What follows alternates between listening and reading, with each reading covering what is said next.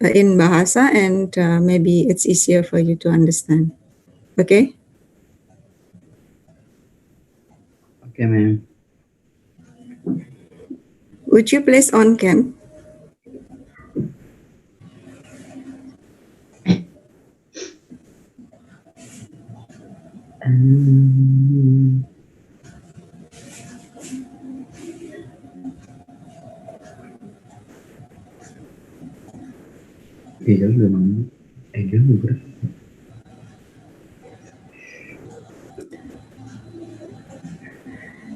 Wisnu and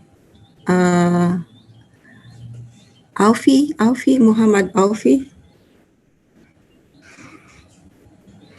Wisnu, do you have a problem with the signal?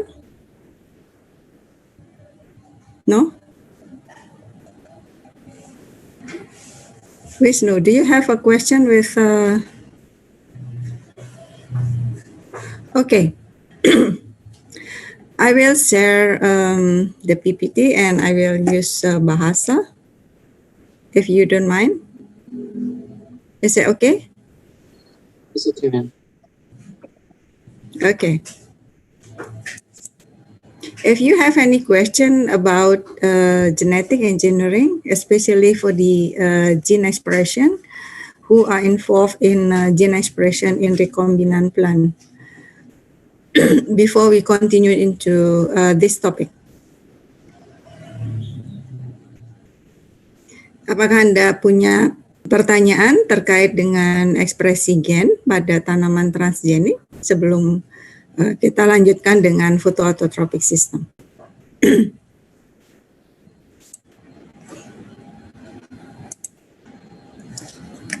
Atau kalian belum baca?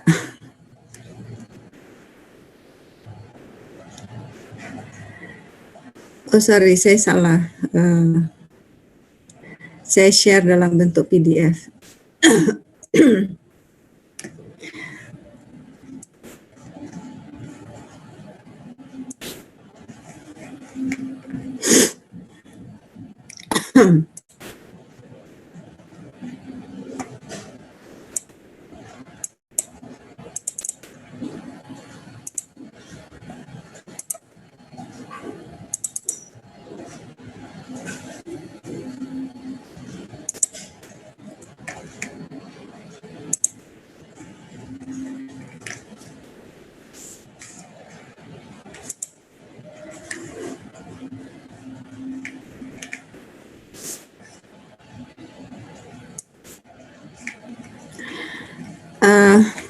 Sudah terlihat?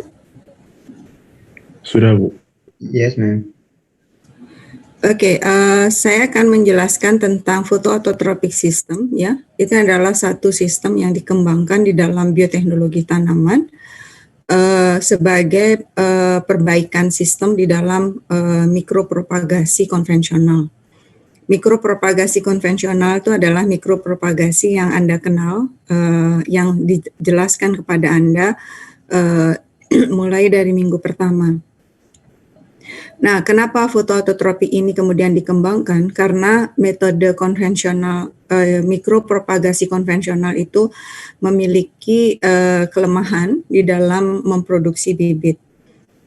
Kelemahan, di mana kelemahannya? Itu kita lihat ya. Jadi kalau mikropropagasi yang konvensional itu adalah mikropropagasi yang dijelaskan di awal. Itu merupakan perbanyakan tanaman secara in vitro untuk menghasilkan tanaman yang unggul dan berkualitas dalam waktu yang singkat dan dapat diatur sesuai keperluan.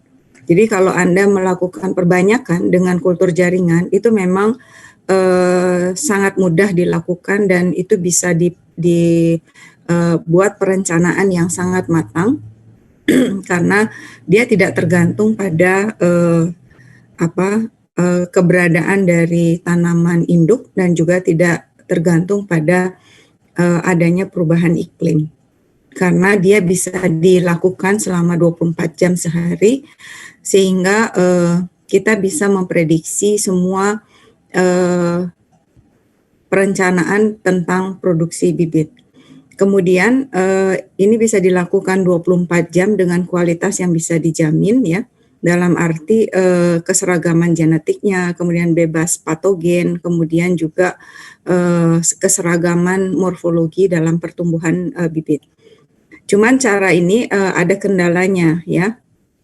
Kendalanya itu yang kemudian menjadi topik pembahasan kita di dalam photoautotropic system. Nah, di sini pada proses ini itu ada satu hal yang menjadi faktor dalam keberhasilan. Nah, jadi kalau kita lihat tissue culture atau disebut juga dengan in vitro culture in plant itu merupakan suatu sistem yang kita kenal memiliki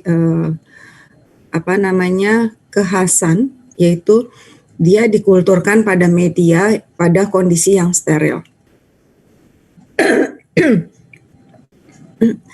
Jadi dia dikulturkan dalam kondisi yang steril dengan media yang sangat kaya, semua tersedia ya di dalam kondisi ini. Kemudian yang hidup di dalam kultur ini hanyalah tanaman. Jadi tidak ada organisme lain yang terikut di dalam sistem kultur jaringan tanaman ini. Sampai kemudian kita menghasilkan plantlet yang kemudian kita keluarkan sebagai seedling. Nah, apa sebenarnya kelemahan dari metode ini untuk menghasilkan tanaman?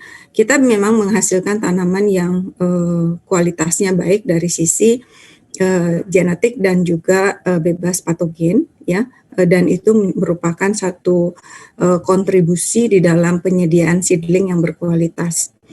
Nah, tapi ada kelemahannya dalam sistem ini, di mana media yang digunakan itu adalah media yang sangat kaya terhadap nutrisi, termasuk karbohidrat, ya, sebagai sumber energi. Nah, keberadaan dari nutrisi dan juga lingkungan yang terkontrol dan steril itu membuat tanaman itu secara fisiologi dia tumbuh dengan baik ya, menghasilkan plantlet. Namun ada ketidakmampuan yang dia lakukan yaitu melakukan proses fotosintesis yang kemudian akan berdampak pada kemampuan adaptasi pada waktu diaklimatisasi. Nah, ini adalah kelemahannya dalam mikropropagasi ini. Pada saat aklimatisasi, maka bibit yang dihasilkan itu memiliki kemampuan tumbuh yang rendah. Jadi adaptasi yang rendah itu menyebabkan tanaman atau bibit yang dihasilkan itu bisa mati antara 10-100% jika yang melakukan proses aklimatisasi itu tidak punya skill khusus dan tidak tersedia equipment yang atau fasilitas yang memadai untuk memberikan lingkungan yang optimal pada plantlet yang diaklimatisasi sebelum dia mampu berdiri sendiri. Jadi kalau misalnya kita lihat pada kondisi di sini adalah tanaman di mana dia tidak mampu berfotosintesis, ya, semua nutrisi itu diperoleh dari media. Maka dia disebut sebagai tanaman dalam kondisi heterotrof. Jadi dia bergantung pada media ya sebagai sumber nutrisinya. Sementara kalau diaklimatisasi kita berharap dia itu adalah tanaman yang mampu menyediakan bahan makanannya sendiri melalui fotosintesis. Ya artinya kita berharap bibit itu bisa menghasilkan fotosintat sehingga dia bisa sebagai individu yang autotrof. Jadi dia bisa menghasilkan sumber nutrisinya sendiri, yaitu melalui fotosintesis. Kemudian teknologi masih kurang yang dapat diaplikasikan untuk produksi bibit secara massal, karena metode aklimatisasinya itu juga menghendaki adanya fasilitas yang mirip dengan fasilitas pada saat dia diperbanyak secara in vitro, ya. Pengontrolan suhu, pengontrolan kelembaban, kemudian cahaya, sampai kemudian plantlet tersebut mampu beradaptasi. Nah, itu yang kurang dapat diaplikasikan kalau produksi bibitnya secara massal. Kemudian juga perlu tenaga dan keahlian tenaga dengan keahlian yang cukup untuk aklimatisasi, karena dia mirip dengan perbanyakan in vitronya, di mana pengontrolan itu harus dilakukan secara ketat, ya. Nah, ini harus ada skill khusus untuk menangani itu. Kemudian memerlukan laboratorium dengan standar khusus untuk mendapatkan produksi bibit yang tinggi dengan kualitas yang tinggi. Jadi produksi secara in vitronya bisa dilakukan, tapi produksi setelah perbanyakan in vitro itu juga menjadi faktor keberhasilannya. Nah, dalam mikropropagasi konvensional itu menggunakan media dengan yang kaya, baik dari makro, mikro, kemudian vitamin, hormon, asam amino, gula, bahan organik, dan zat pengatur tumbuh, yang semuanya merupakan bahan-bahan yang siap untuk diserap, kemudian digunakan untuk pertumbuhan dan perkembangan. Hara makro dan mikro diserap dalam bentuk garam yang sudah siap untuk dipakai. Begitu juga dengan asam amino sebagai sumber protein, kemudian hormon yang membantu untuk mengkatalisis proses biokimia, kemudian gula sebagai bahan sumber energi untuk mendrive proses biokimia yang terjadi. Itulah yang menyebabkan mekanisme fisiologi alaminya itu tidak berkembang dengan baik. Kelembaban udara yang di dalam botol itu cukup tinggi, ya, di atas 70%. Nah, kelembaban yang tinggi itu menyebabkan juga organel-organel di dalam tanaman atau dalam planet itu tidak berkembang dengan baik. Kemudian karena adanya pengkulturan dalam jangka panjang pada kontainer atau pada botol yang tertutup rapat, itu menyebabkan etilennya itu tinggi, dan etilen yang tinggi ini menyebabkan terjadinya proses senescen pada sel dengan cepat. Proses senescen yang cepat inilah yang menyebabkan juga salah satunya tanaman yang diaklimatisasi kemudian mudah mati. Kemudian intensitas cahaya yang rendah. Nah, intensitas cahaya yang rendah ini sebenarnya menyebabkan tanaman itu juga tidak mampu memanfaatkan organel-organelnya seperti perkembangan dari kloroplas, ya, klorofil, untuk memanfaatkan intensitas cahaya tersebut untuk memulai proses fotosintesis. Jadi kalau kita lihat di dalam, kalau hasil analisis, maka tanaman in vitro itu melakukan fotosintesis itu sangat-sangat rendah. Bahkan dikatakan proses fotosintesis itu dilihat dari fotosintat yang dihasilkan itu sangat rendah, ya. Jadi undetectable, tidak dapat dideteksi. Kemudian intensitas cahaya yang rendah dan juga CO2 yang rendah, karena tidak adanya sirkulasi udara, maka menyebabkan semua proses fotosintesis sampai ke perkembangan organel-organel yang terlibat di dalam proses fotosintesis itu tidak berkembang. Nah, media yang kaya nutrisi itu akan menghasilkan bibit yang pertama tidak mampu berfotosintesis, kemudian jaringan pembuluh itu tidak berkembang dengan sempurna, karena memang jaringan pembuluh itu dia tidak diperlukan dalam proses perkembangannya, karena tidak ada pengangkutan hara dan hara, ya, dan air yang diperlukan untuk ditranslokasikan ke seluruh organ tanaman, ya. Semua sel yang ada di dalam tanaman tunas ataupun sel yang ada di dalam organ-organ tanaman itu mampu mengabsorpsi hara langsung dari media, sehingga jaringan pembuluh tidak berkembang. Jaringan pembuluh tidak berkembang ini juga disebabkan karena tidak adanya aerasi di dalam botol. Aerasi yang ada di dalam, tidak adanya aerasi pergerakan udara menyebabkan tidak terjadinya transpirasi. Transpirasi tidak terjadi juga disebabkan karena adanya kelembaban yang tinggi di dalam botol. karena tidak ada transpirasi, maka organel-organel stomata, terutama sel guard, itu juga tidak berkembang, ya. Kemudian lapisan pelindung sel epidermis pada daun dia tidak terjadi, seperti misalnya lapisan lilin, ya. Kemudian stomata tidak berfungsi dengan baik di dalam membuka dan menutupnya sel penjaga.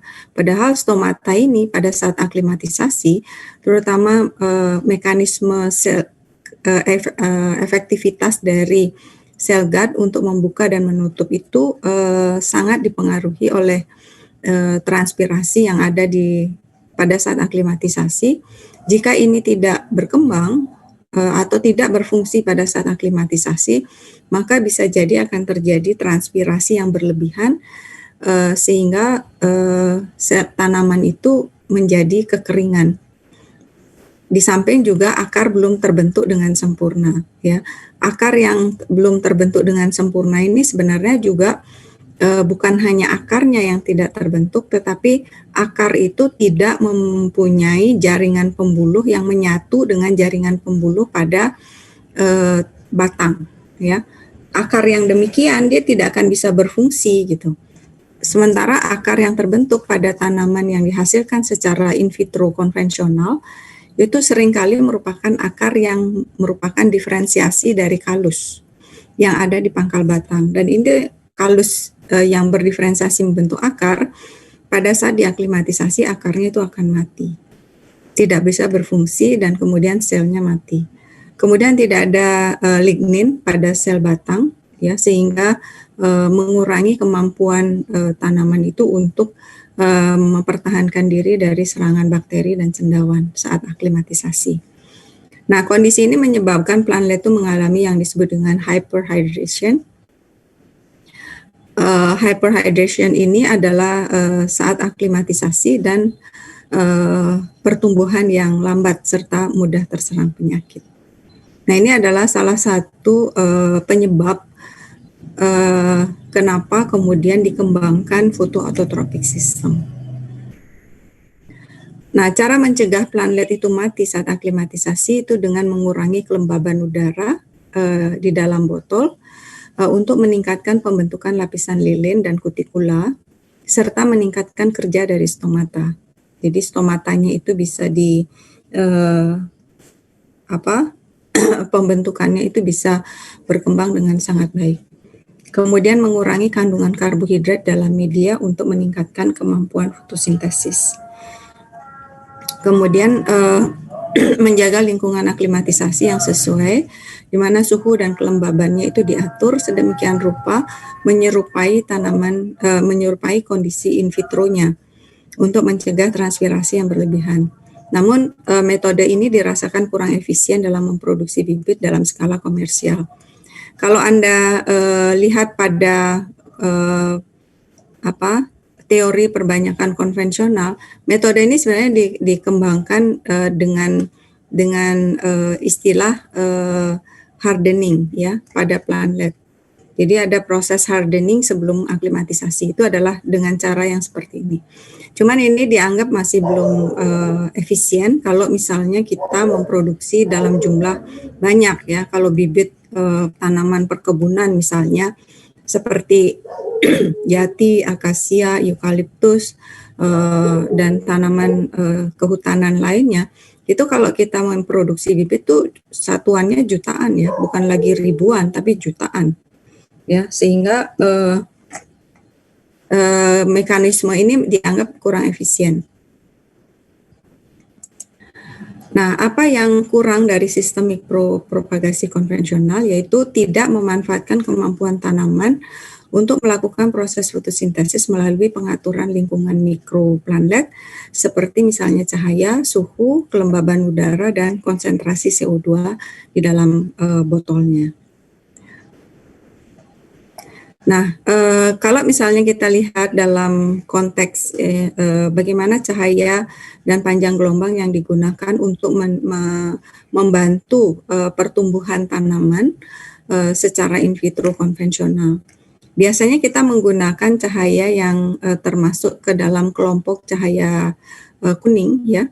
Ada antara panjang gelombang 500 40 sampai 580. Ini adalah yang optimal dipakai untuk menghasilkan energi ya, yang memberikan energi pada sel untuk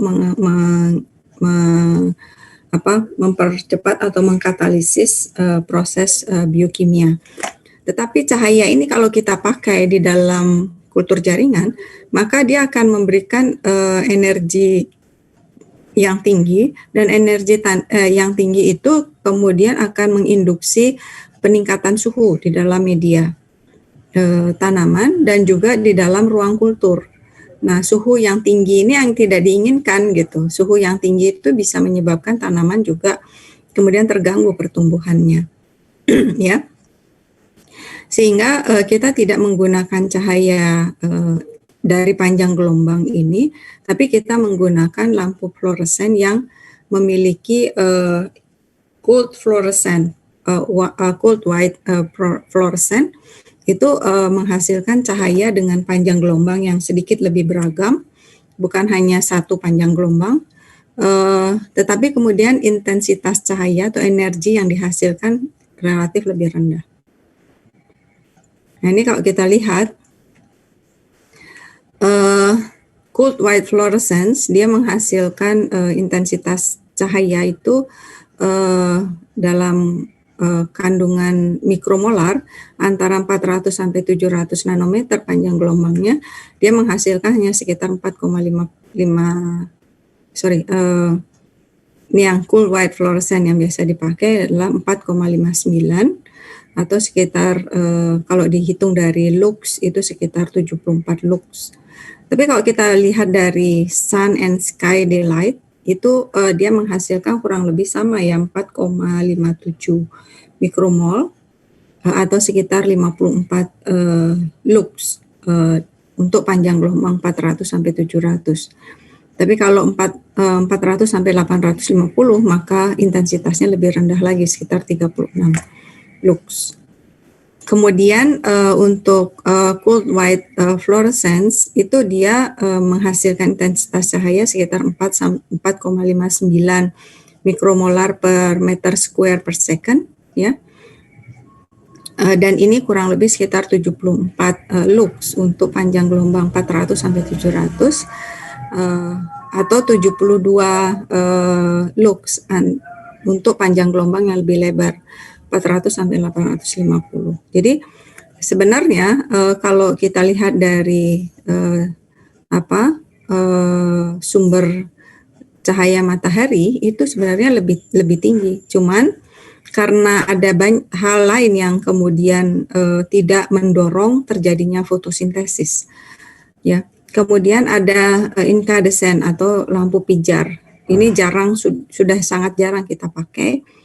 Ya, selain memang sudah tidak diproduksi kembali, dan ini dia bisa menghasilkan intensitas cahaya atau energi yang lebih tinggi ya, photon flux atau yang disebut dengan photosynthetic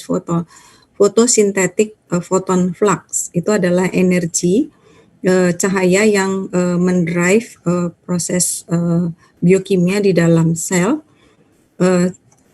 cukup tinggi ya, antara sekitar 5 mikromolar, tetapi kalau dilihat dari panjang gelombang yang diberikan itu lebih rendah dibandingkan cool white fluorescent, dan cool white fluorescent ini tidak memberikan peningkatan suhu, sedangkan yang incandescent atau lampu pijar itu memberikan peningkatan suhu pada proses kultur jaringan. Nah, kalau kita lihat dalam hubungan antara tekanan uap air dengan temperatur udara, itu ternyata kalau tekanannya itu lebih tinggi, tekanan uap airnya lebih tinggi, maka suhunya juga akan meningkat ya. Ini kalau kita lihat ini adalah tekanan. Kalau tekanannya naik, maka suhunya juga naik gitu. Dengan semakin tinggi suhu udara, maka akan semakin tinggi tekanan uap air yang di tempat tersebut. Jadi kalau kita punya ruang kultur itu tinggi suhunya, maka tekanan uap airnya akan meningkat. Tekanan uap air yang meningkat itu menyebabkan sel itu sulit untuk menyerap nutrisi dari media.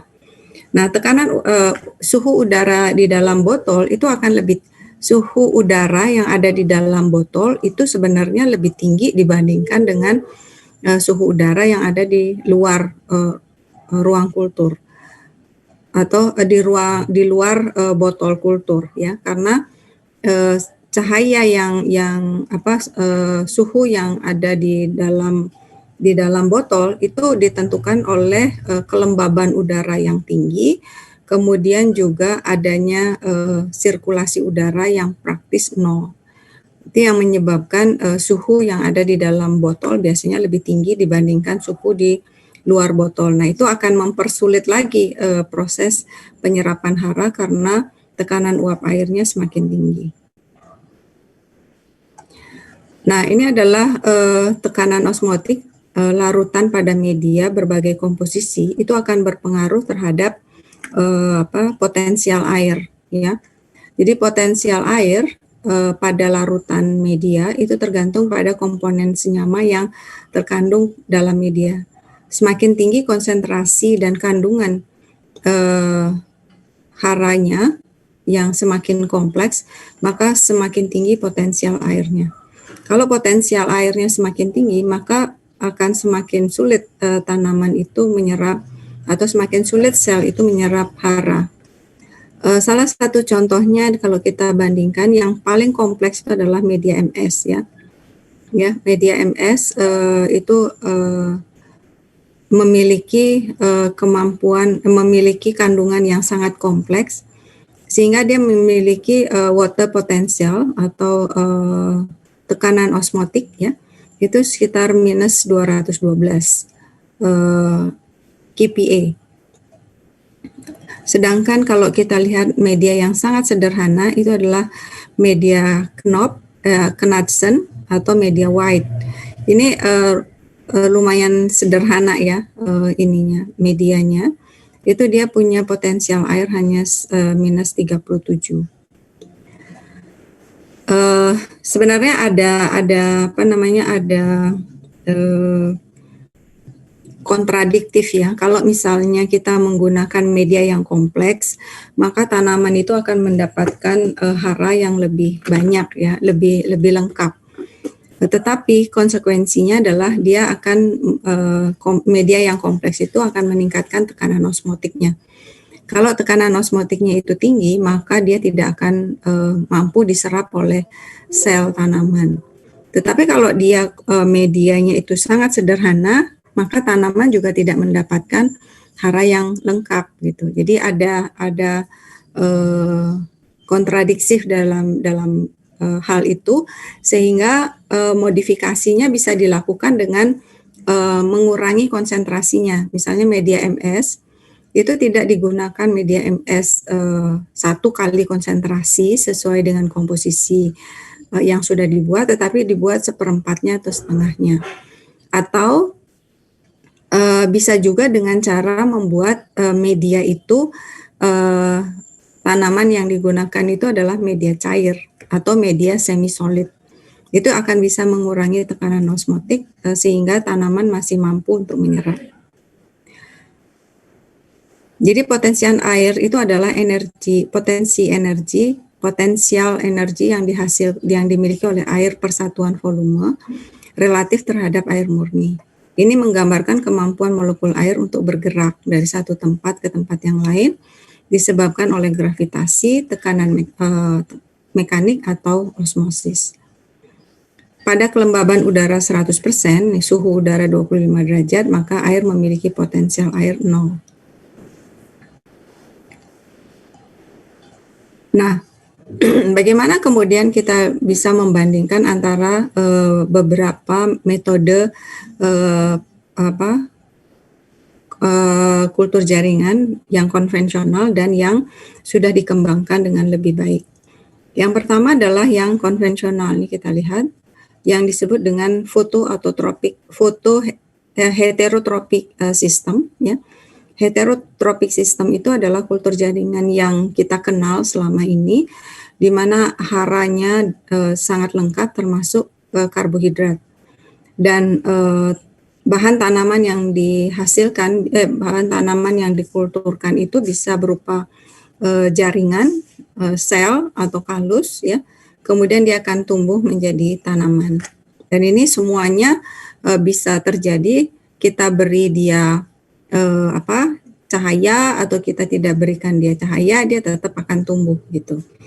Cuman saja kalau dia tidak diberikan cahaya, maka dia akan mengalami proses abnormalitas. Dalam hal ini misalnya tanaman yang dihasilkan itu mengalami etiolasi seperti itu. Tapi dia tetap bisa tumbuh. Sedangkan kalau yang sudah dikembangkan itu adalah yang fotoautotropik, yaitu suatu metode perbanyakan di mana pada media ini diberikan hara-hara yang inorganik atau anorganik ya, yang akan digunakan oleh tanaman ini untuk tumbuh dan berkembang menjadi plant yang kemudian mampu secara independen menghasilkan metabolitnya. Nah, pada kasus ini itu tidak diberikan karbohidrat sebagai sumber energi, namun kemudian diinduksi dengan memberikan sumber cahaya. PAR itu adalah photosynthetic active radiation, yaitu cahaya yang bisa digunakan untuk berfotosintesis.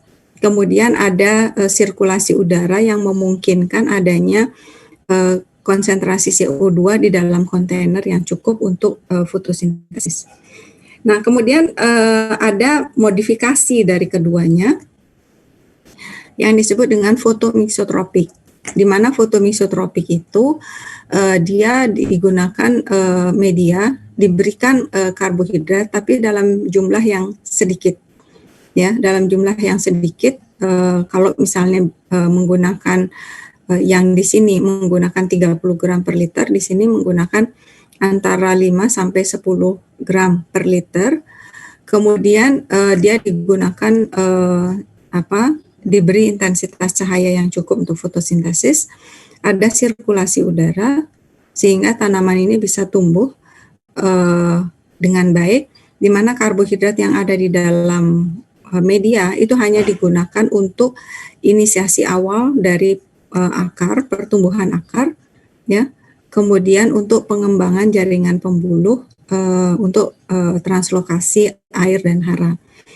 Nah, kedua metode ini itu harus menggunakan bahan tanaman yang punya potensi untuk berfotosintesis.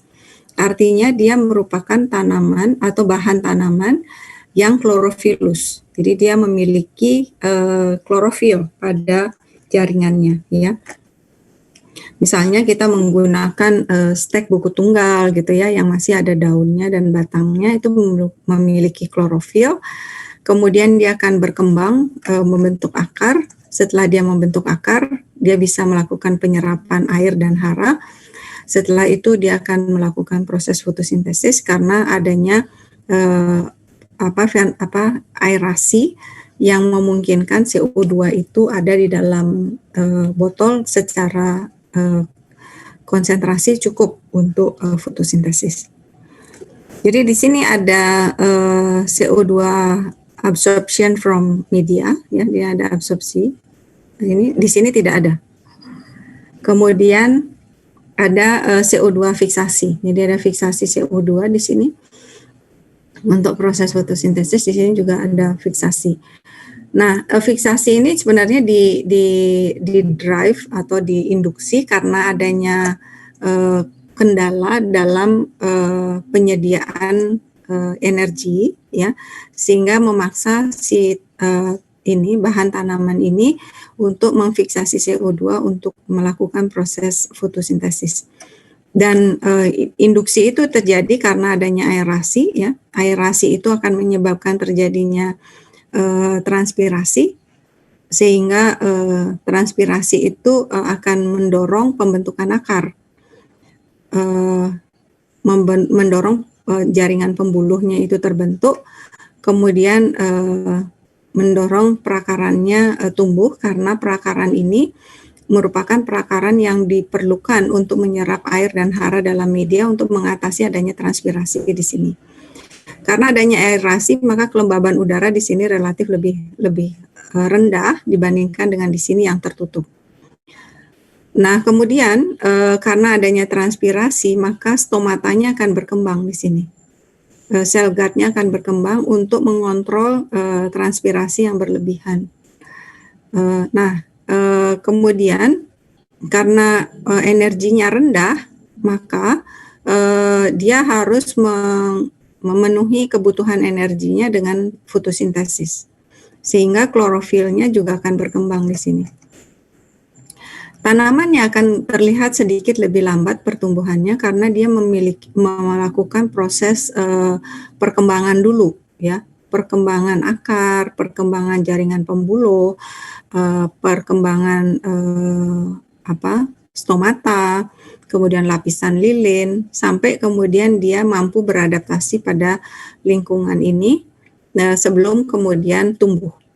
Jadi perkembangan dulu terjadi, baru kemudian dia tumbuh membesar. Begitu juga hal yang sama terjadi di sini. Dan ini akan lebih terhambat lagi pertumbuhan pada tahap awalnya dibandingkan di sini, karena dia tidak punya sumber energi. Dia harus memulai perkembangan sebelum dia tumbuh, dan perkembangan itu akan terjadi karena dia dipaksa untuk menghasilkan fotosintat. Sampai di sini ada yang ingin ditanyakan? Silakan.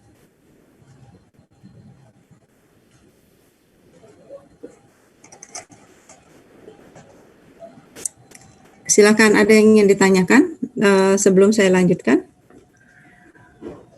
Belum ada, Bu. Hah? Belum ada. Oke, saya akan lanjutkan dengan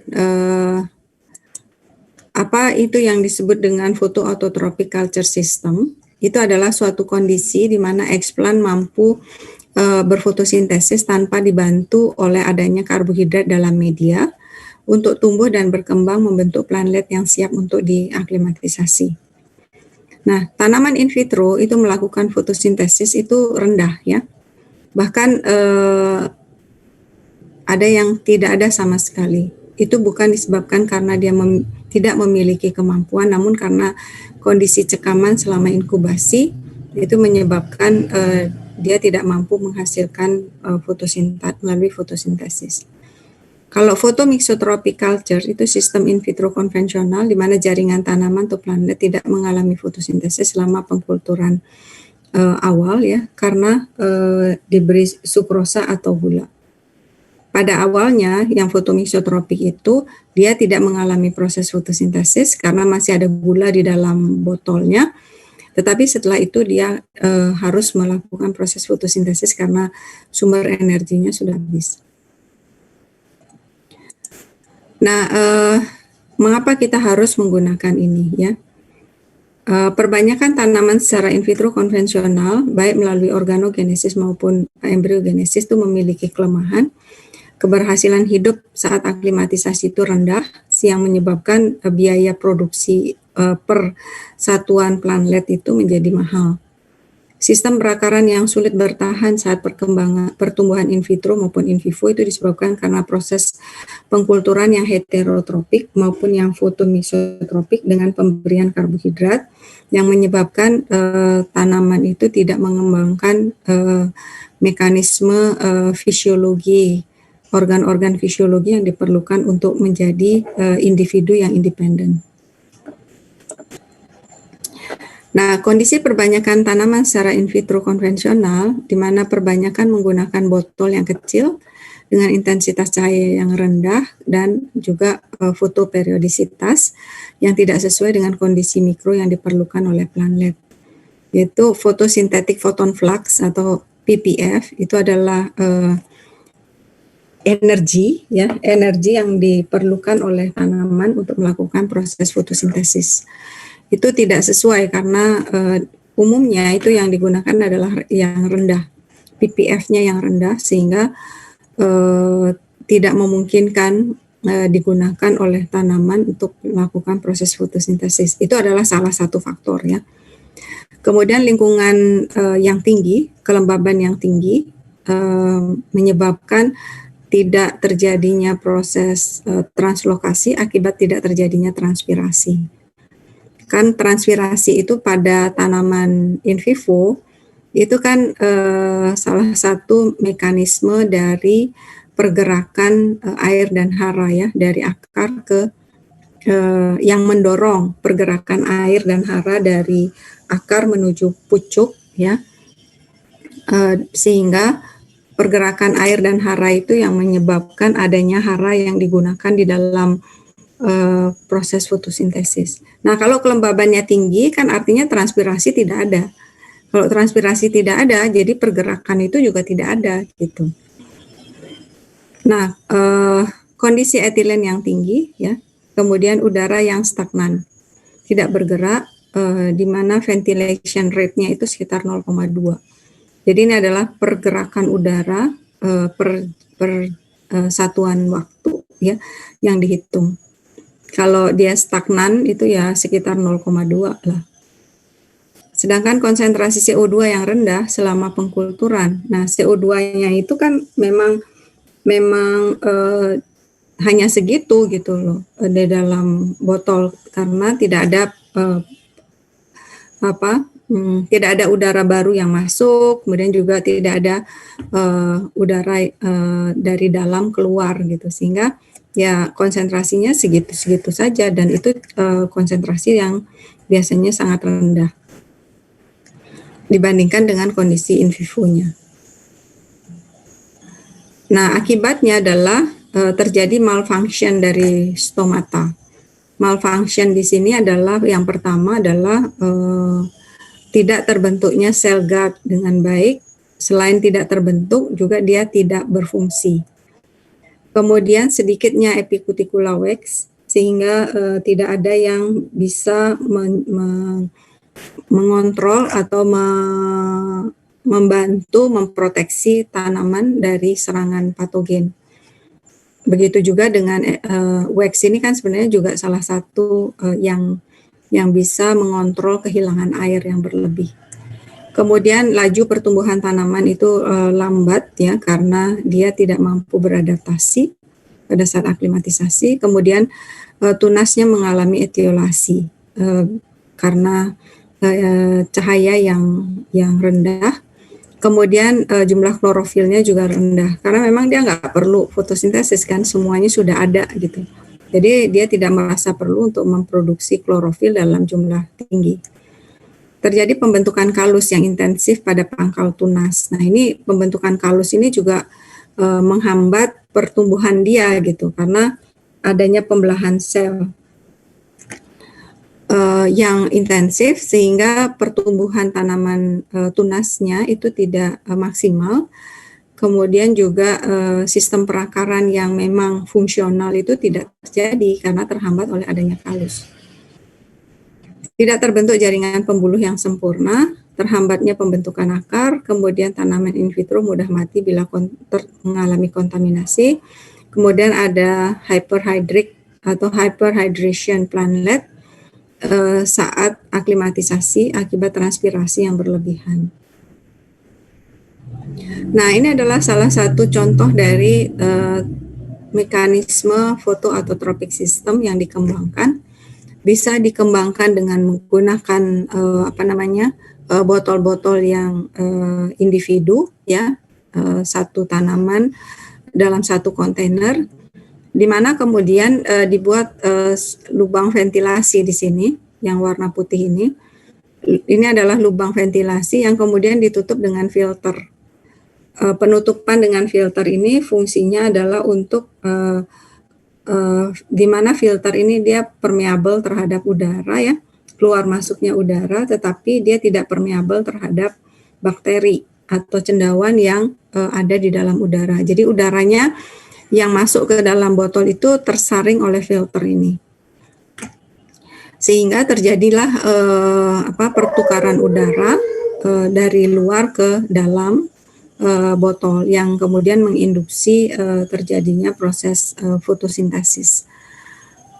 Nah, ini yang individu, kemudian ini adalah yang dalam kontainer untuk perbanyakan massal dalam kontainer seperti ini, di mana kemudian ada masuknya udara melalui filter di sini yang disaring, kemudian masuk ke dalam kontainer. Kemudian ada kontainer-kontainer yang berfungsi, ada lubang-lubang yang berfungsi sebagai tempat keluarnya udara. Sehingga di sini itu ada sirkulasi udara yang optimal. Kemudian ada pemberian cahaya yang cukup untuk fotosintesis. Sehingga kita lihat kalau yang tanaman yang dihasilkan itu adalah tanaman ini adalah kontrol, yaitu konvensional, tipe konvensional. Kita lihat sistem perakarannya. Perakarannya itu pendek dan perakaran itu terbentuk dari diferensiasi kalus. Nah, akar yang seperti ini biasanya kalau diaklimatisasi kemudian akarnya akan rusak, selnya mati, busuk, dan itu akan berakibat kalau tanaman ini tidak bisa recovery membentuk akar baru, maka dia akan mati. Nah, ini adalah yang menggunakan sistem fotoautotropik atau fotoautotropik itu adalah yang ini adalah fotomixotropik. Kalau kita lihat fotomixotropik itu adalah yang diberi gula tapi konsentrasinya rendah. Jadi kita lihat masih ada kalus di sini yang terbentuk, kemudian perakarannya sudah mulai terbentuk dengan baik, kemudian tunasnya juga terbentuk dengan baik. Tetapi karena dia memiliki sumber karbohidrat dalam media, maka ini juga tidak tidak mampu beradaptasi dengan baik. Begitu juga dengan ini konsentrasi gulanya lebih rendah dan ini konsentrasi gulanya juga jauh lebih rendah. Sedangkan ini dia tidak mendapatkan gula. Tetapi kalau kita lihat dari daunnya, daunnya itu akan memiliki lapisan lilin, kemudian daunnya lebih tegar karena adanya lignin yang terbentuk, kemudian juga adanya klorofil yang lebih banyak dalam daun sehingga memungkinkan dia mengalami proses fotosintesis dengan cepat ya pada proses aklimatisasi. Nah, fotoautotropik micropropagation itu adalah suatu sistem perbanyakan in vitro di mana akumulasi karbohidrat itu bergantung pada sintesis yang dilakukan oleh explant, baik itu berupa jaringan, embrio atau plantlet, melalui fotosintesis dan hara inorganik yang diserap atau anorganik yang diserap ya. Nah, metode ini sering juga disebut dengan photosynthetic micropropagation atau inorganic micropropagation karena yang diberikan memang senyawa anorganik semuanya. Kemudian seringkali juga disebut dengan sugar free culture karena tidak menggunakan gula pada medianya. Metode ini sangat mempertimbangkan fotosintetik photon flux. Jadi ada intensitas cahaya yang memang diharapkan mampu mensupport energi iradiasinya pada saat mengalami proses fotosintesis. Kemudian juga ada konsentrasi CO2, kemudian kelembaban udara dan pergerakan udara di dalam dan di luar botol kultur di dalam sistem perbanyakannya. Kemudian metode ini adalah suatu sistem yang dikembangkan untuk meningkatkan fungsi-fungsi biologi dari jaringan, embrio atau plantlet sehingga mudah beradaptasi pada saat lingkungan in vivo saat diaklimatisasi. Metode ini sudah dikembangkan secara komersial ya untuk beberapa tanaman, hampir lebih dari 50 tanaman yang sudah dikembangkan dengan metode ini. Sehingga kalau bibit yang dihasilkan secara in vitro itu bisa langsung dijual ke petani dan petaninya itu langsung bisa menggunakannya apakah itu digunakan untuk bibit untuk kultur jaringan, itu bisa digunakan untuk bibit hidroponik misalnya, atau tanaman di dalam greenhouse, atau untuk pengembangan pembibitan selanjutnya di dalam nursery, tanpa harus mengalami proses aklimatisasi yang rumit dan cenderung tingkat kematiannya tinggi. Nah, proses biologi yang dioptimalkan adalah mendorong pertumbuhan dan fotosintesis, menurunkan persentase terjadinya pertumbuhan abnormal, kemudian tidak terbentuk kalus, terutama pada pangkal batang, kemudian meningkatkan pembentukan akar, menurunkan kematian plantlet akibat kontaminan, dan pada saat dikulturkan dan juga saat aklimatisasi, meningkatkan produktivitas tenaga kerja untuk dengan membuat proses perbanyakannya menjadi relatif lebih mudah. Terutama aklimatisasi ya, itu yang kemudian banyak yang di proses itu menjadi lebih sederhana. Faktor yang dipelajari adalah mempelajari kebutuhan lingkungan mikroplanet, intensitas cahaya dan ppf-nya, konsentrasi CO2, temperatur ruang kultur, pengontrolan kecepatan pergerakan udara di dalam botol kultur maupun di ruang kultur.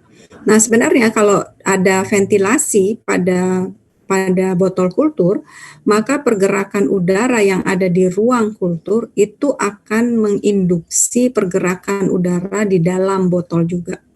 Ya, jadi kita tidak perlu membuat pergerakan udara atau menambahkan udara khusus per botol, tetapi bisa dengan membuat pergerakan udara di dalam ruang kultur. Itu akan menginduksi pergerakan udara di dalam botolnya sendiri, kalau botol itu diberi ventilasi. Nah, ini adalah perbedaan antara sistem konvensional dan fotoautotropik. Yaitu heterotropi itu yang konvensional, kemudian fotomisotropi ini adalah modifikasi antara keduanya, sedangkan yang ketiga adalah fotoautotropi. Kalau kita lihat dari explant-nya, maka explant yang digunakan di dalam konvensional ini adalah kalus, meristem cell, yang umumnya merupakan sel yang bisa saja kalau dia kalus, itu kalau Anda lihat kalus berwarna putih, artinya dia non-chlorophyllus cell. Tapi kalau kalus yang berwarna hijau, itu adalah sel yang chlorophyllus, artinya dia punya klorofil. Sedangkan yang fotomisotropik, bisa kalus, meristem, embrio, dewasa, tunas, atau mata tunas aksilar, tetapi dia harus sudah memiliki chlorophyllus cell, karena dia diinduksi membentuk menghasilkan bisa berfotosintesis. Kemudian yang di fotoautotropi ini bisa embrio dewasa, yaitu dalam hal ini adalah embrio pada fase kotiledon. Kemudian ada tunas, ada mata tunas aksilar, tetapi dia harus chlorophyllus cell. Sumber energinya adalah karbohidrat pada media, ya, dengan konsentrasi yang tinggi. Kemudian ini karbohidrat pada media dengan konsentrasi yang rendah dan berasal dari proses fotosintesis. Kemudian di sini adalah murni 100% dari fotosintesis. Kemudian haranya itu adalah dia eksogenus, ya, di mana media itu menghasilkan hara organik dan anorganik. Kemudian di sini dia endo dan eksogenus, hara organik dan anorganik. Sedangkan di sini fully exogenous, yaitu anorganik, tanpa vitamin, zat PT, dan bahan organik lain.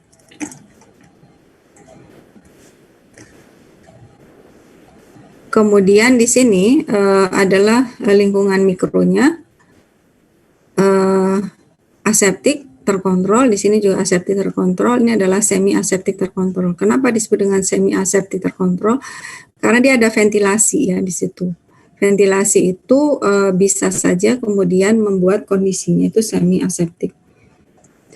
Walaupun filter itu diharapkan mampu menyaring udaranya, tetapi tidak 100%. Kemudian CO2 itu tidak ada tambahan dari luar, sedangkan di sini ada, di sini ada. Kemudian tahap perkembangannya itu adalah 4 tahap, di sini 3 sampai 4 tahap perkembangan, di sini hanya 2 tahap. Apa yang disebut dengan 2 tahap di situ? Nah, kalau heterotropik itu tahapnya adalah inisiasi eksplan, ya. Bagaimana kita mengambil eksplan dari luar, kemudian induksi menjadi kalus, atau dia kemudian dari halus menghasilkan embrio atau tunas, kemudian atau sel yang bebas virus. Itu adalah inisiasi yang pertama. Yang kedua adalah setelah kita dapat kalus atau kalus embriogenik atau yang akan menjadi tunas, itu kemudian kita lakukan, dia di sini udah steril, setelah itu baru ada multiplikasinya. Baik itu multiplikasi tunas atau multiplikasi embrio sekunder. Kemudian setelah itu pengembangan lanjutnya adalah menginduksi perakaran atau embrio sekunder menginduksi perkecambahan, ya. Setelah terbentuknya planlet baru kemudian diaklimatisasi. Nah, aklimatisasi ini juga merupakan proses yang rumit juga ya kalau konvensional. Sedangkan pada fotoautotropik itu adalah inisiasi tunas aksilar atau perkecambahan embrio. Jadi dia sudah fase kotiledon, hanya diinduksi perkecambahannya atau menginduksi inisiasi tunas aksilar dari mata tunas. Setelah itu terjadi multiplikasi dan pengakaran. Nah, setelah itu ya nggak ada aklimatisasi, langsung ditanam oleh petani di greenhouse untuk hidroponik atau pembesaran bibit di nursery. Fotomisotropik merupakan kombinasi antara keduanya, di mana tunas yang dihasilkan banyak namun kualitasnya masih rendah. Sedangkan fotoautotropik menginduksi terjadinya proses fotosintesis secepat mungkin dengan keberhasilan ex vitro yang tinggi dan tingkat abnormalitas yang rendah. Nah, tingkat abnormalitas yang rendah ini artinya adalah tunas-tunas yang dihasilkan itu tumbuh secara normal, walaupun kemudian kita lihat tunasnya itu lebih kecil ya, karena dia harus mengembangkan proses fotosintesisnya sendiri untuk menjadi independen dalam hal penyediaan energi. Nah, ini adalah prosesnya. Ya, ini adalah fotoautotropic micropropagation system, sedangkan ini adalah yang konvensional. Ya, kalau kita lihat di sini yang fotomisotropik atau yang konvensional ini juga hampir sama ya. Di sini yang kita kembangkan itu ini adalah tahap awalnya, ya, tahap awal untuk inisiasinya. Setelah kita punya inisiasinya, langsung masuk ke inisiasinya kita menghasilkan tunas atau menghasilkan embrio embrio primernya atau embrio sekundernya untuk multiplikasinya. Kemudian tinggal kita kecambahkan saja di sini, dikecambahkan, dihasilkan bibit, kemudian dikeluarkan langsung ke polybag. Sedangkan di sini dia menghasilkan kalus misalnya, kemudian hasilkan tunas atau embrio, kemudian dimasukkan ke dalam tanaman dalam media yang fungsinya adalah untuk memperbanyak. Setelah diperbanyak, kemudian diambil masuk ke dalam metode fotomisotropik, di mana dia tidak diberi gula dalam jumlah yang cukup sehingga dia belajar untuk fotosintesis, kemudian diaklimatisasi. Aklimatisasi, kemudian dia sudah mampu beradaptasi untuk berfotosintesis sehingga bisa ditransfer ke nursery. Jadi dia lebih ada 2 tahap di sini. Jadi dia masih menggunakan gula yang full di sini. Kemudian di sini baru kemudian gulanya dikurangi untuk menginduksi fotosintesis. Kalau yang konvensional ya tetap saja di sini itu diberi gula yang tinggi ya. Gula yang tinggi itu yang menyebabkan dia tidak mampu berfotosintesis, sehingga pada waktu aklimatisasi harus ada proses aklimatisasi dengan adaptasi yang panjang. Bagaimana mengontrol CO2? Nah, konsentrasi CO2 di dalam botol itu bergantung pada ukuran botol. Ya, semakin besar botolnya, maka akan semakin besar konsentrasi CO2-nya. Tetapi kan kita juga tidak menggunakan botol yang besar sekali gitu. Jadi kan voluminous kan, sehingga nggak efisien. Maka botol yang secukupnya yang kita pakai, baik itu volumenya 200 maupun 300 mili, untuk perbanyakan, dan jumlah tanaman yang dikulturkan itu misalnya hanya 5 tunas per botol, itu memiliki konsentrasi CO2 yang rendah gitu. Maka harus ditambahkan melalui pengaturan aerasi. Kemudian juga penutupan botol yang ketat ya, itu juga tidak menyebabkan terjadinya sirkulasi. Tidak adanya membran yang permeabel terhadap udara, pertumbuhan planlet, baik fase pertumbuhan mata tunas, embrio atau tunas planlet akan terganggu. Dan kondisi ruang kultur, misalnya cahaya, konsentrasi, kecepatan aliran udara, dan kelembaban udara. Cara mengatur CO2 itu adalah memberikan gradien udara, H2O ampun CO2, atau mengatur pergerakan udara di luar botol bila botol memiliki membran yang permeabel terhadap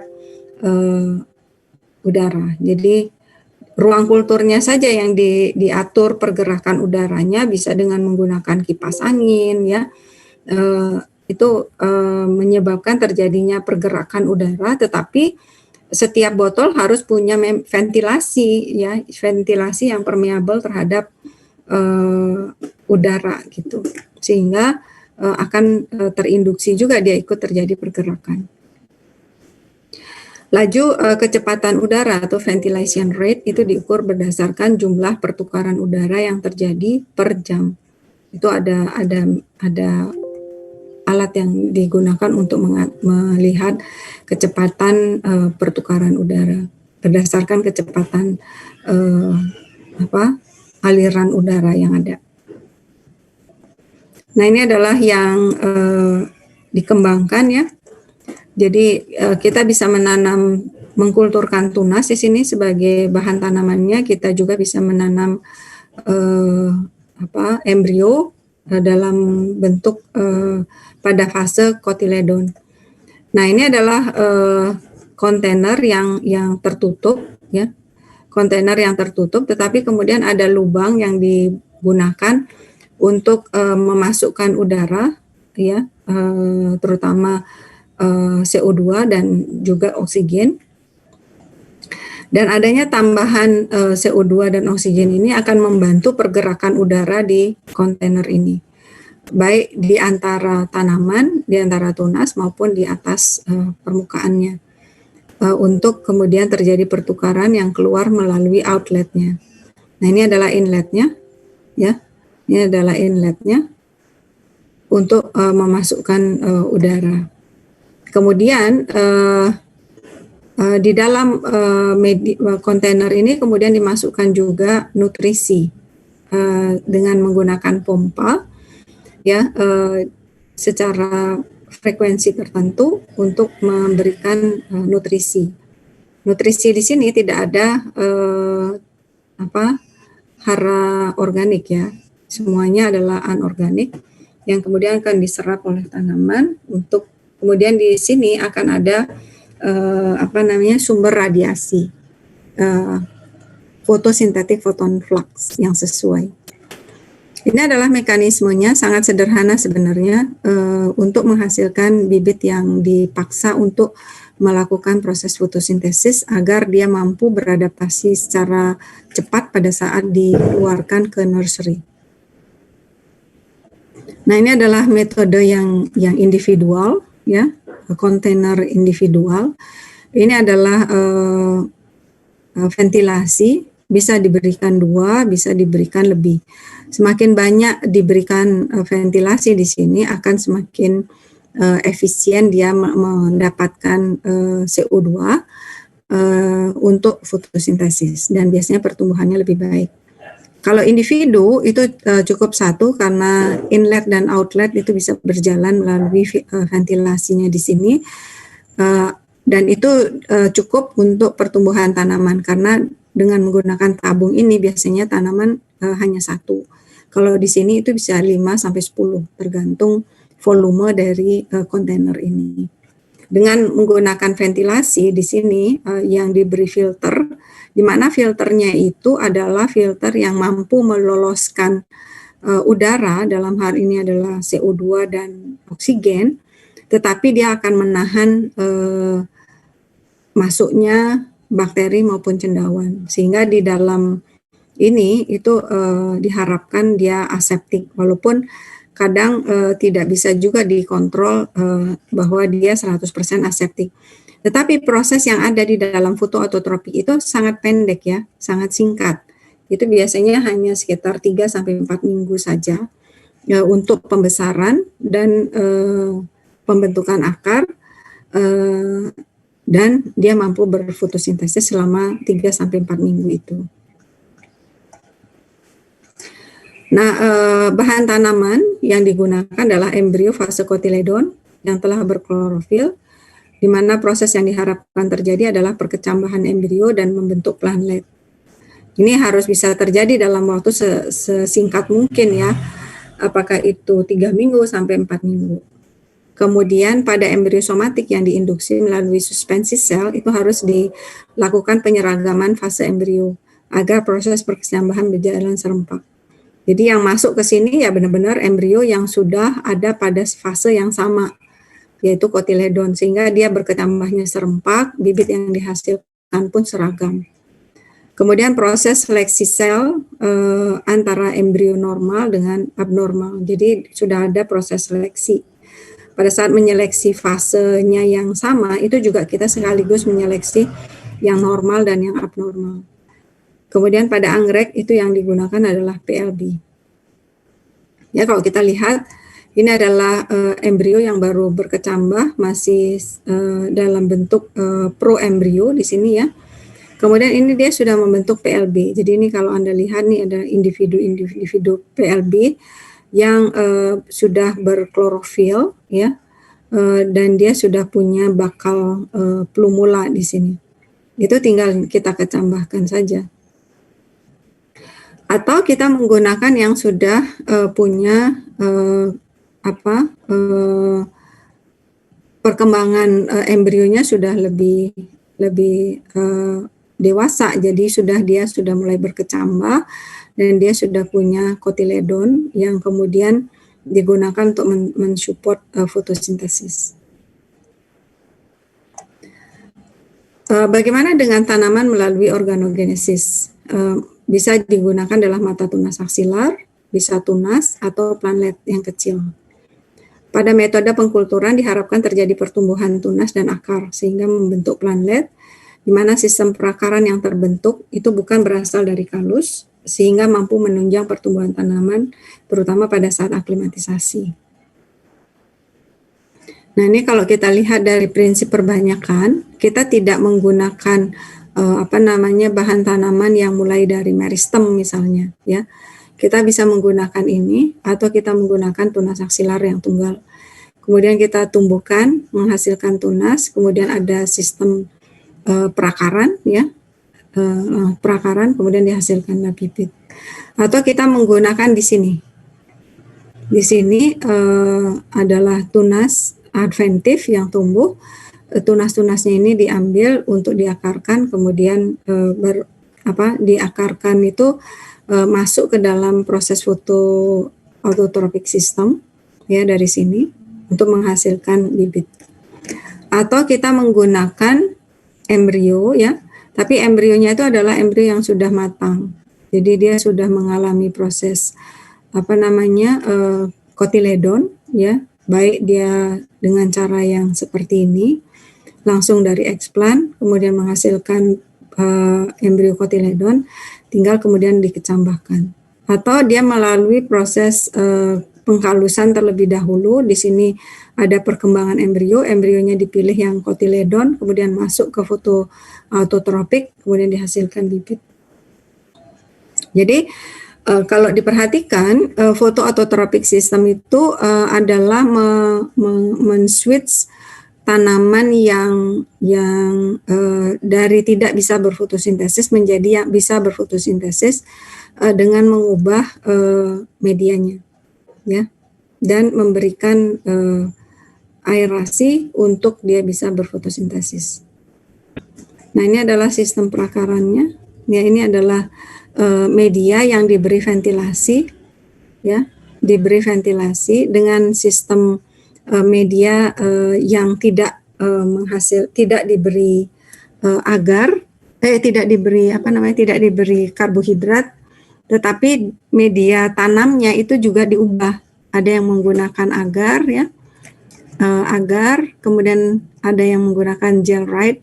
Sebenarnya agar dengan gelrite sama fungsinya sebagai pemadat, cuman gelrite itu memiliki kemampuan untuk menyerap air lebih tinggi dibandingkan agar-agar yang kita pakai selama ini. Kemudian di sini ada plastic net yang dikasih. Ini ada media cair, kemudian ada plastic net. Kemudian di sini ada vermiculite yang diberikan pada botol yang dicampur dengan media. Kemudian dia ditanam, ya, ditanam pada media. Baik yang kemudian di sini adalah ada agarnya, sedangkan di sini dia sama diberi ventilasi juga, ya. Ini dengan media tanamnya sama. Ada agar, ada gelrite, kemudian ada plastic net, kemudian ada vermiculite. Kemudian dilihat pertumbuhannya, terutama pertumbuhan perakarannya, ya. Kalau di sini dengan media agar, ininya tidak terlalu terganggu pertumbuhan akarnya, tetapi pembentukan akar sekundernya itu sedikit. Kalau di sini sistem perakarannya itu ada kecenderungan merupakan sistem perakaran yang tidak beraturan, sehingga di sini kesatuannya antara akar yang ada di dalam batang dengan akar pembuluh akar itu tidak menyatu karena tidak beraturan. Kalau di sini dia sudah beraturan, ya, menghasilkan perakaran yang beraturan dan besar, tetapi juga akar sekundernya itu sedikit. Kalau di sini dia punya sistem perakaran yang bagus dengan sistem perakaran dengan akar sekundernya cukup banyak. Karena akar sekunder itu akan sangat berfungsi dalam proses penyerapan air dan hara. Nah, ini kalau kita lihat sistem fotoautotropik itu dia akan menghasilkan akar yang menyatu dengan pembuluh, dan jaringan pembuluhnya itu pada batang itu terbentuk dengan sangat baik, ya. Ini juga pada batang, ya, terbentuk jaringan yang teratur seperti ini. Sedangkan yang fotomixotropik itu dia sudah mulai terbentuk tetapi tidak sebaik di sini.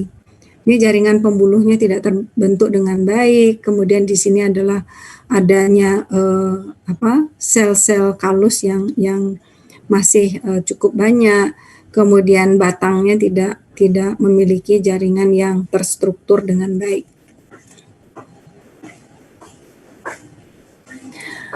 Kemudian ini adalah fotoautotropic culture pada Paulownia, tanaman Paulownia, di mana dia menggunakan sistem pertama adalah sugar containing medium. Jadi ada gula nih di sini, 20 gram per liter. Dan ada pemadat, ada agar, ada gelrite, ada florialite, kemudian ada sand, pasir, kemudian ada vermiculite. Kemudian ada yang sugar free medium. Inilah sugar free medium. Menggunakan bahan media yang sama, media pemadatnya sama. Di sini sugar free ya, tanpa gula. Tapi media hara makro mikronya itu sama. Nah, kalau di sini kita lihat pertumbuhannya, walaupun dia diberikan agar, walaupun dia diberikan sukrosa, pertumbuhannya tidak sebaik di sini. Di sini karena dia diberikan tidak diberikan gula, kemudian ada ventilasi, kemudian kita lihat dia pertumbuhannya jauh lebih baik. Ya. Pada hampir semua jenisnya medianya, kecuali pada pasir. Ya, pasir di sini tidak terlalu baik untuk memberikan pertumbuhan ya. Diduga karena pasir itu tidak menyebabkan medianya itu walaupun dia memiliki pori-pori atau aerasi yang baik, tetapi juga dia menginduksi suhu yang ada di dalam kontainer ini meningkat. Karena kita tahu pasir itu dia tidak bisa membuat menjadi buffer untuk mengontrol pH. Sedangkan vermiculit ini pertumbuhannya baik, antara yang tidak diberi gula tapi diberi ventilasi dibandingkan yang diberi gula penuh tapi tanpa ventilasi. Ini pada hari yang ke-30. Kalau kita lihat dari plantlet yang dihasilkan ya, ini antara A, C, E, G, A, C, E, dan G itu adalah fotomixotropik. Sedangkan yang ini itu adalah yang fotoautotropik. Dan ini dilihat pada 1 menit setelah aklimatisasi, kemudian di sini 2 menit, ini 30 menit, ini 60 menit. Kita lihat di sini yang fotomixotropik, walaupun dia diinduksi pembentukan fotosintesisnya, pembentukan di sini sel guard-nya tidak terbentuk, makanya dia 1 menit itu masih terbuka, hampir semuanya terbuka ya, kalau kita lihat terbuka, selnya, stomata sel guard-nya tidak berfungsi dan tidak terbentuk dengan baik. Begitu juga dengan 2 menit, 30 menit juga belum ada yang tertutup. Setelah 1 jam ada yang tertutup tapi sebagian kecil ya. Ini tertutup, ini tertutup, ini. Tapi yang lainnya masih terbuka. Sedangkan kalau fotoautotropik itu 1 menit setelah aklimatisasi dia udah tertutup gitu. Artinya memang di dalam botol pun dia sudah tertutup gitu stomatanya. Artinya sel guard-nya berfungsi untuk mengontrol transpirasi ya. Nah, kita bisa menggunakan tanaman itu di sini ya. Kita potong ini, kemudian kita masukkan ke dalam fotoautotropik system untuk menginduksi perakarannya dan sekaligus menginduksi pertumbuhan tunasnya menjadi tanaman yang bisa berkembang dengan baik pada saat aklimatisasi. Jadi kalau di sini dia kita induksi perakarannya dan membentuk daun pilot namanya ini. Daun pilot itu adalah daun daun sejati yang dimiliki oleh akasia untuk berfotosintesis. Sedangkan di sini adalah temporary leaf ya, daun kecambah yang belum berkembang untuk proses fotosintesis. Ya, ini juga perkembangan pada Garcinia indica itu kita bisa lakukan di sini ya, atau di sini kita potong tunasnya kemudian dimasukkan ke dalam proses fotoautotropik system supaya dia bisa menghasilkan akar yang langsung keluar dari tunasnya dan tunasnya itu juga berkembang daunnya untuk proses fotosintesis. Bagaimana dengan media tanam? Media diharapkan mampu memberi aerasi yang baik sehingga suplai oksigen optimal dalam merangsang pertumbuhan akar. Jadi harus memiliki porositas yang cukup agar akar terbentuk sempurna dan tahan saat aklimatisasi. Kemudian media menyediakan unsur hara, baik hara makro maupun mikro. Biasanya ditambahkan vitamin untuk starternya, tapi bisa juga tanpa vitamin. Kemudian media tidak mengandung karbohidrat. Nah, media ini kan juga ada media untuk penyangga ya, seperti pasir, agar, vermiculit. Itu perlu diperhatikan, jangan sampai media penyangga tanaman itu memiliki kemampuan untuk meningkatkan suhu di dalam botol. Kalau dia meningkatkan suhu dalam botol, itu akan mengganggu perkembangan akar. Sumber haranya bisa menggunakan media dari komposisi ini ya, tetapi tanpa karbohidrat, tanpa vitamin, tanpa asam amino, tanpa hormon. Kemudian jenis pemadatnya itu bisa agar, gel-right, vermiculit. Jadi tidak dianjurkan menggunakan pasir ya, karena pasir itu bisa menyebabkan peningkatan suhu. Dapat diberi tambahan bahan organik bila memang sesuai untuk pertumbuhan tanaman, tapi jarang ditambahkan bahan organik. Ini adalah contoh dari perbanyakan kala lili ya, dengan menggunakan sistem PPF. Ini adalah PPF-nya sekitar 45 mikromolar per meter persegi per detik. CO2-nya 3000 mikromolar per mol.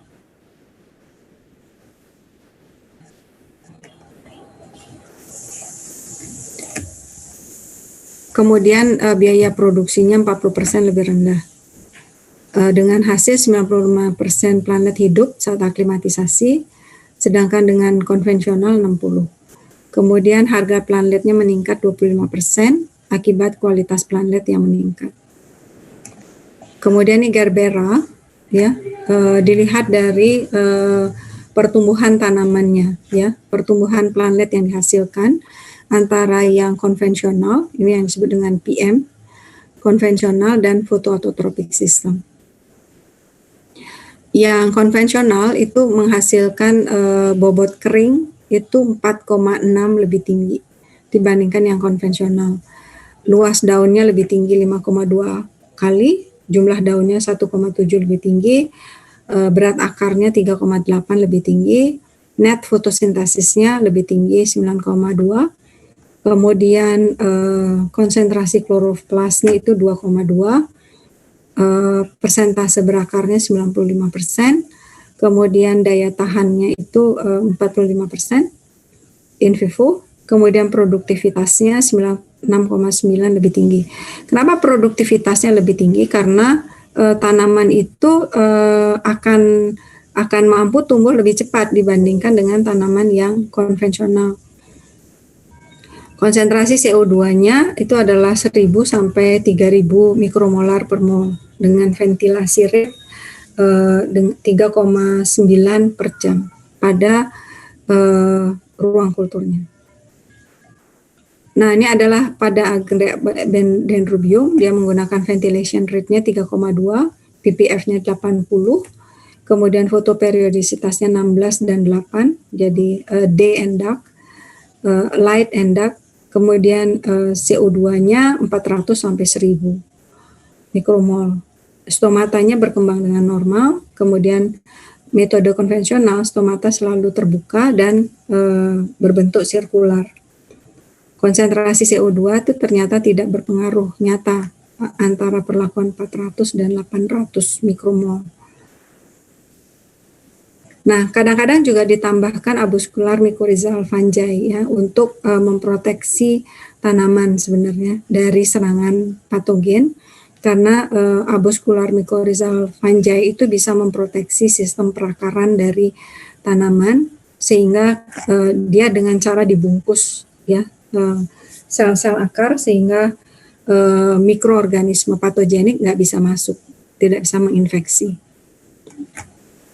Fungsinya adalah bisa sebagai biofertilizer, bioprotector, dan bioregulator.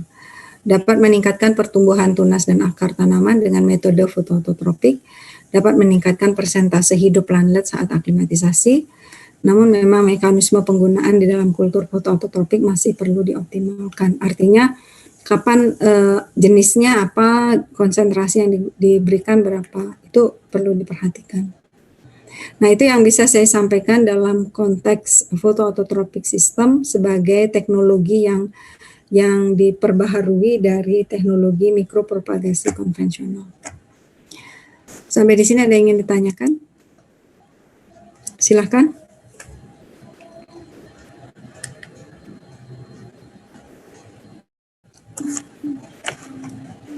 Mohon maaf Bu, izin bertanya. Oke, Ijo, silahkan. Mau tahu sistem fotoautotropik ini dimulai dari kapan ya Bu? Kira-kira sudah masuk dalam industri kultur jaringan atau belum? Kemudian yang kedua, kan tadi terdapat lubang ya. Kalau nggak salah, ini kan pernah jadi materi di praktikum. Nah, salah satu kekurangannya tuh tingkat kontaminasinya tuh tinggi karena ada lubang ventilasi tadi.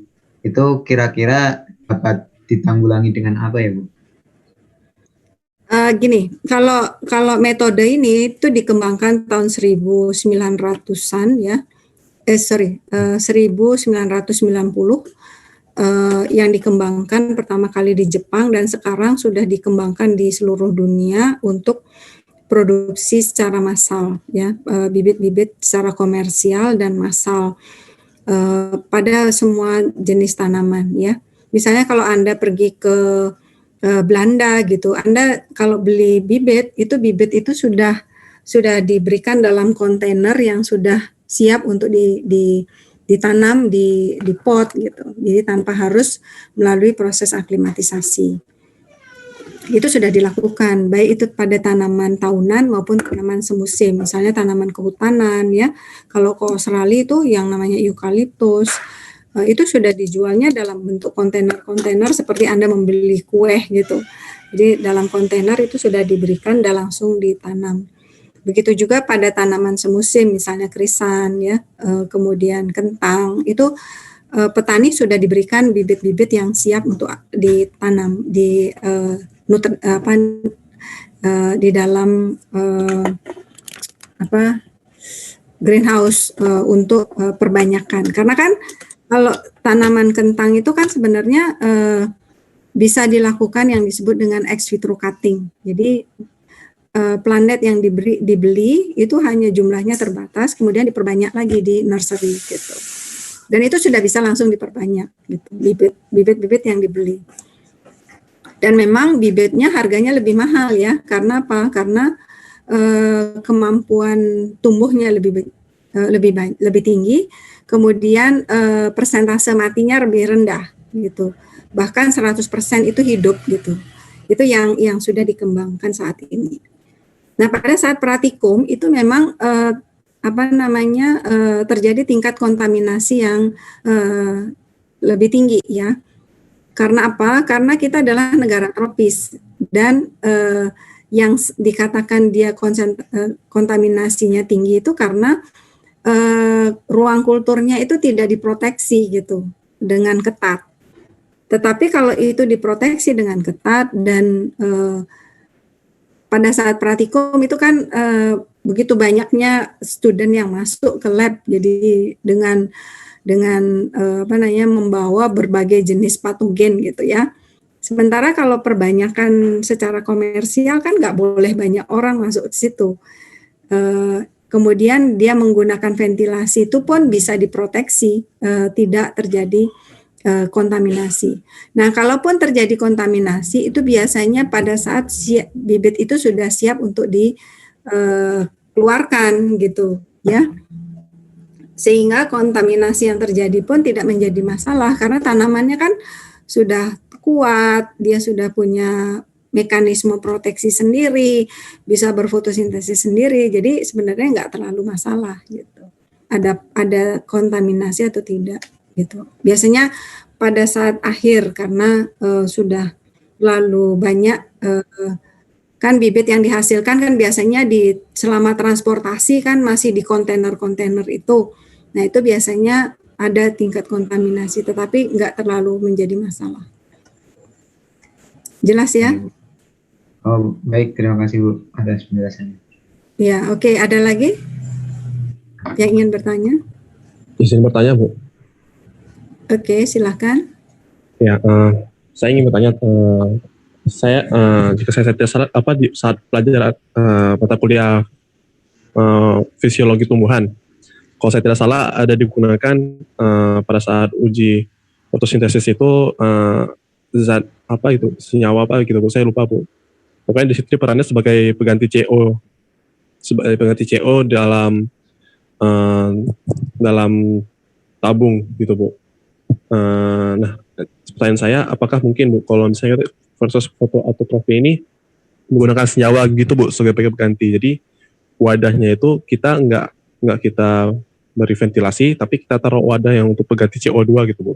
Jadi tanamannya bisa fotosintesis langsung, Bu, tanpa ada ventilasi. Gitu, Bu. Terima kasih. Gimana? Maksudnya saya nggak ngerti. Jadi, Bu, dari praktikum kami, Bu, waktu di mata kuliah fisiologi tumbuhan. Jadi ada praktikum yang menguji tentang aktivitas fotosintesis gitu, Bu. Jadi kayak awalnya kacang hijau, waktu itu pakai kacang hijau, kacang hijau dimasukkan dalam Erlenmeyer, kemudian ditambahkan senyawanya saya lupa, Bu. Pokoknya waktu itu fungsinya sebagai pengganti CO, Bu. Kemudian setelah dimasukkan, ditutup, ditunggu, kemudian diuji lah, Bu, digunakan senyawa lainnya, saya lupa. Pokoknya di situ nanti dapat disimpulkan kalau misalnya kacangnya itu berfotosintesis dalam tabung.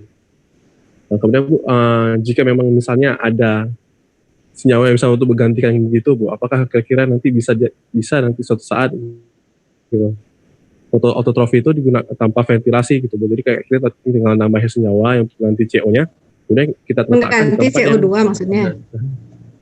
Iya, Bu. Ya. Pengganti CO2. Jadi tanamannya bisa fotosintesis gitu, Bu, tanpa ventilasi. Saya belum pernah memahami betul mekanisme itu ya.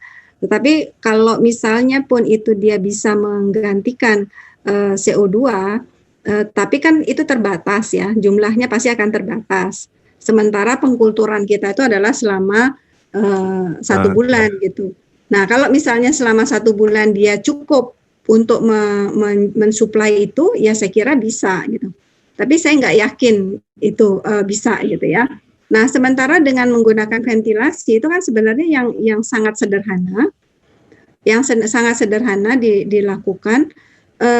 Kemudian sirkulasi udaranya kita atur, juga itu bisa gunakan dengan kipas angin aja bisa. Dan CO2 yang diperlukan itu adalah CO2 yang memang rupanya ada gema ya. Memang CO2 yang diperlukan itu ya sesuai dengan yang diperlukan oleh tanaman kan. Berapa dia perlu karena adanya sirkulasi udara itu yang dia pakai gitu. Sementara kalau kita berikan suatu senyawa yang Anda maksud tadi, berapa konsentrasinya kita juga nggak tahu kan. Apakah itu bisa dihitung? Dan itu one day pasti akan habis. Kalau dia habis, tanaman nggak dapat CO2, atau kita ingin menambahkan lagi CO2, itu kan juga pekerjaan. Karena kan kita harus menambahkan senyawa itu kan ke dalam botolnya. Gitu. Mungkin yang Anda maksud itu adalah senyawa yang fungsinya adalah mengukur CO2 yang digunakan untuk proses fotosintesis ya. Ya atau tidak? Sepertinya itu yang untuk senyawa kedua yang saya sebutkan tadi, Bu. Jadi kayak pertamanya untuk sebagai penyedia CO, yang keduanya itu untuk mengukur kadar O2 kalau saya tidak salah. O2 apa CO2 ya? Ya, biasanya itu, Bu, ya? dia berfungsi untuk menyediakan CO2, kemudian yang CO2 yang dipakai itu dapat diukur gitu. Ya kan? Iya Bu, iya Bu, begitu Bu. Ini kan dia kan lebih mengarah kepada bagaimana caranya mengukur CO2 yang digunakan oleh tanaman selama satu siklus hidupnya dia untuk fotosintesis. Itu bisa diukur dengan cara kita memasukkan selang, kemudian dimasukkan ke dalam satu ventilator, dan ventilatornya itu ada pengukurnya. Pengukur untuk gas CO2-nya, gas O2-nya, itu bisa. Tapi di sini kan adalah satu proses produksi ya. Proses produksi yang kita memberikan CO2 sebanyak yang dia perlukan gitu. Secara rutin tanpa harus mengubah kontainernya sendiri. Kalau misalnya kita memberikan suatu senyawa, kemudian senyawa itu suatu saat kemudian bisa habis, ya kita nggak tahu, kan kita harus memasukkan lagi senyawa itu kan? Kalau yang Anda maksud sebagai pengganti CO2. Nah itu selama kita bisa melakukan proses produksinya itu sesederhana mungkin, semakin banyak orang bisa memakainya dan hasilnya bagus, kan itu yang terbaik gitu. Makanya dengan memberikan ventilasi itu kita bisa memberikan asupan CO2 secara reguler tanpa mengubah atau tanpa mengutik-ngutik kontainernya sendiri gitu. Ngerti?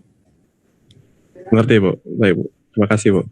Ya, saya berbicara dari sisi bagaimana aplikasinya gitu ya. Aplikasi yang paling sederhana selama ini di perusahaan-perusahaan komersial bibit itu mereka menggunakan kontainer dengan ventilasi itu. Ya, karena pertimbangannya adalah itu sederhana. Kemudian yang kedua, dia begitu menanam, setelah itu dia sudah nggak perlu ngapa-ngapain lagi gitu, hanya mengatur sirkulasi udaranya saja. Kemudian yang ketiga, kontainer itu langsung bisa dijual ke konsumen gitu. Jelas maksudnya? Jelas Bu. Oke, silakan, ada lagi yang ingin ditanyakan?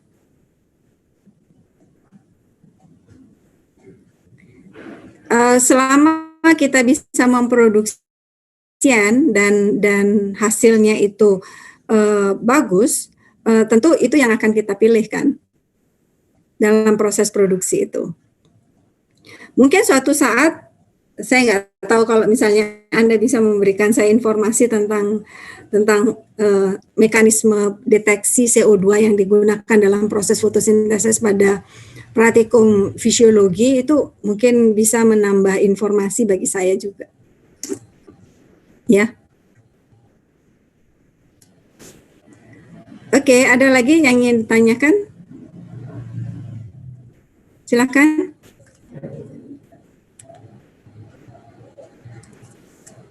Baik, jika tidak ada, kita akan lanjutkan kuliah minggu depan ya, untuk kuliah yang terakhir. Kalau misalnya masih ada yang ingin ditanyakan, silahkan Anda tanyakan melalui WhatsApp group terkait dengan fotoautotropi ini, dan juga terkait dengan dengan yang genetic engineering, karena ada bagian yang gene expression-nya itu yang belum saya jelaskan. Saya minta Anda untuk membaca karena waktunya habis. Ya, oke. Silakan mengisi presensi. Saya sudah isi BAP-nya. Terima kasih atas perhatiannya. Dengan demikian kuliah ini saya tutup. Selamat pagi. Pagi Bu, terima kasih Bu. Terima kasih Bu. Ya. Terima kasih banyak Bu. Ya, saya izin live duluan ya.